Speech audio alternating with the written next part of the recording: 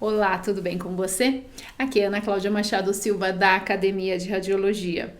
E nesse vídeo eu quero te trazer aí um pouquinho mais sobre radiobiologia, um assunto também que nos interessa muito aqui na Academia de Radiologia. Então seja muito bem-vindo aqui ao nosso canal, seja muito bem-vindo aí a mais essa videoaula.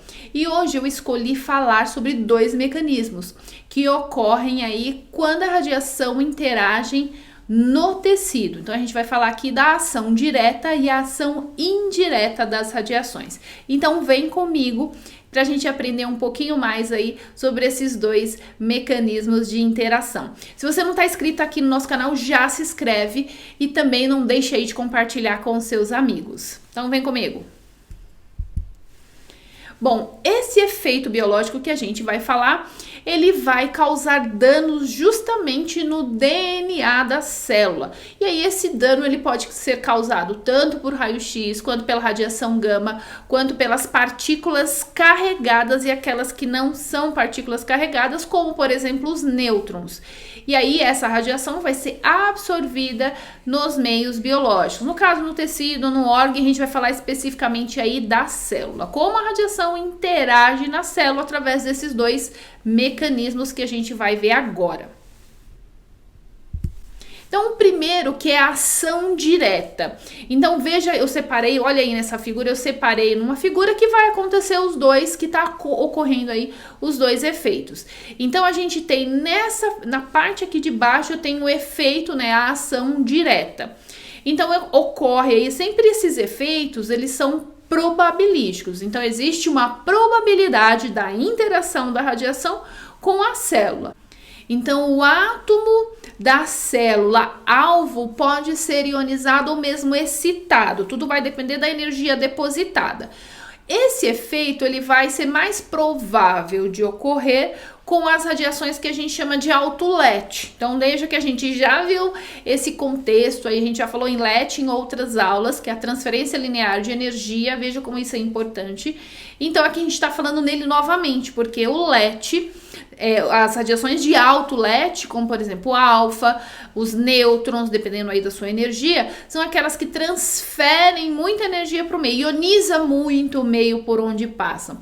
Então, a ação direta é mais provável de acontecer para essas condições. E o que é a ação direta?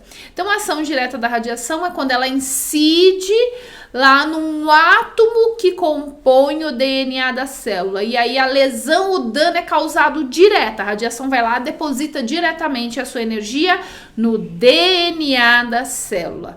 E aí podendo causar uma ruptura nesse DNA. Então, veja, por isso que chama a ação direta, porque ela incide diretamente nesse DNA, causando aí algum tipo de dano. Lembrando que existe a probabilidade de causar esse dano, vai depender de alguns fatores, mas principalmente da energia depositada.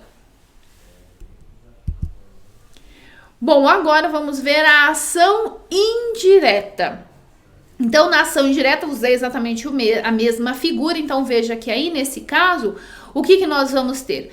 A radiação vai incidir, nesse caso, em alguma molécula da célula que compõe lá o DNA.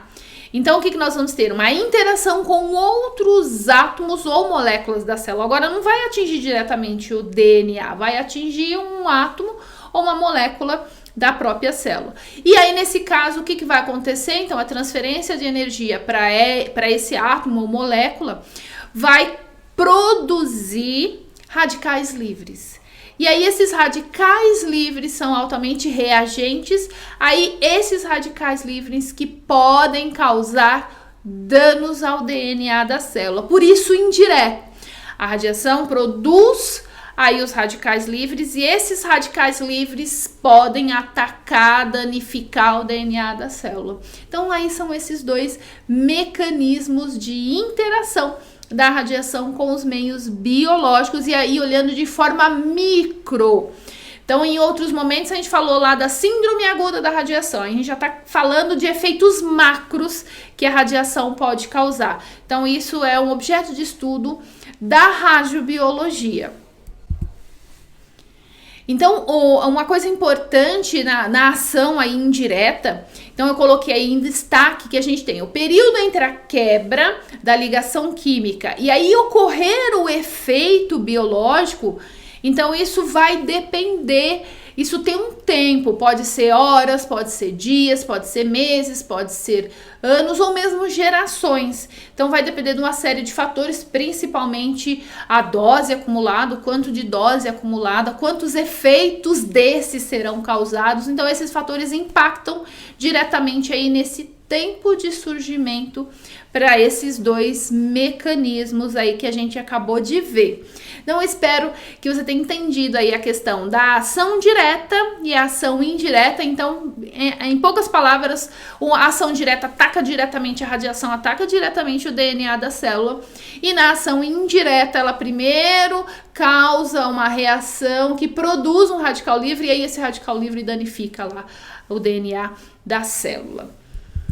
E aí, se você tiver alguma dúvida em relação aí a esse assunto, só deixar nos comentários aqui abaixo, que a gente responde sempre que possível. E aí, eu vejo você no próximo vídeo. Tchau, tchau! Olá, tudo bem com você? Tanta coisa que eu me perdo.